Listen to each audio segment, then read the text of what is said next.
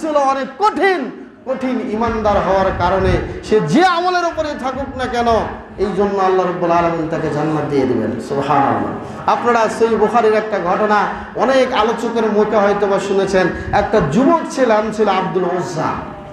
যখন বিশ্বনবী মক্কা থেকে মদিনায় হিজরত করেছিলেন, যাওয়ার পরে তিনি চাচাকে গিয়ে বললেন, চাচা বিশ্বনবী তো মদিনায় চলে গেল, আমি তো এতদিন আপনার অপেক্ষায় ছিলাম, আপনি তো আল্লাহর রসুলের উপরে ঈমান আনলেন না, এখন কি আপনি ঈমান আনবেন নাকি আমি মদিনায় চলে যাব?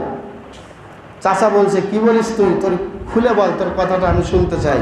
বলছে, বোঝেন না, আমি আপনার সামনেই, আপনি উপস্থিত থাকার সামনেই, আপনার মুখোমুখি আমি কালেমা শাহাদাত পড়ছি, শুনুন। আশহাদু আল্লা ইলাহা ইল্লাল্লাহ ওয়া আশহাদু আন্না মুহাম্মাদার রাসূলুল্লাহ। আমি মুসলমান। আমি কি মুসলমান। এখন আপনি বলেন, আপনি কি ঈমান আনবেন নাকি আনবেন না?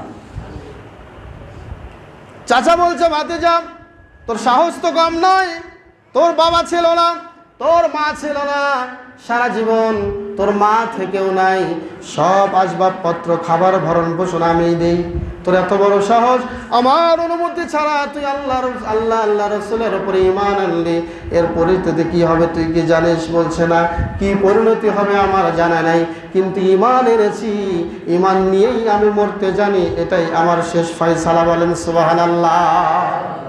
যাদের হৃদয়ে আছে আল্লাহর ভয়, তারা কবু পথ ভুলে যায় না।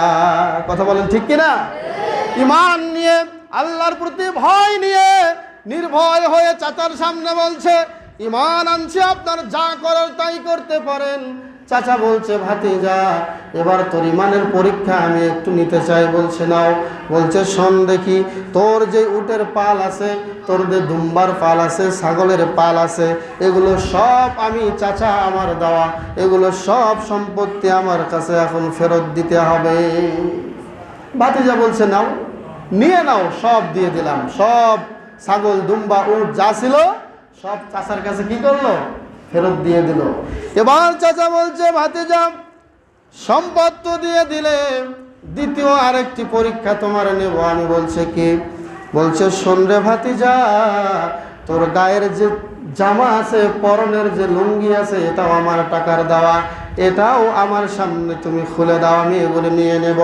ভাতিজা আল্লাহর প্রতি বিশ্বাস রাখার কারণে, আল্লাহ রাসূলের প্রতি ঈমান আনার কারণে নিজের জামা নিজের শরীর থেকে সবগুলো এক টান দিয়ে খুলে ফেললো, নিজের লজ্জাস্থানে দুইখানা হাত চেপে দিল।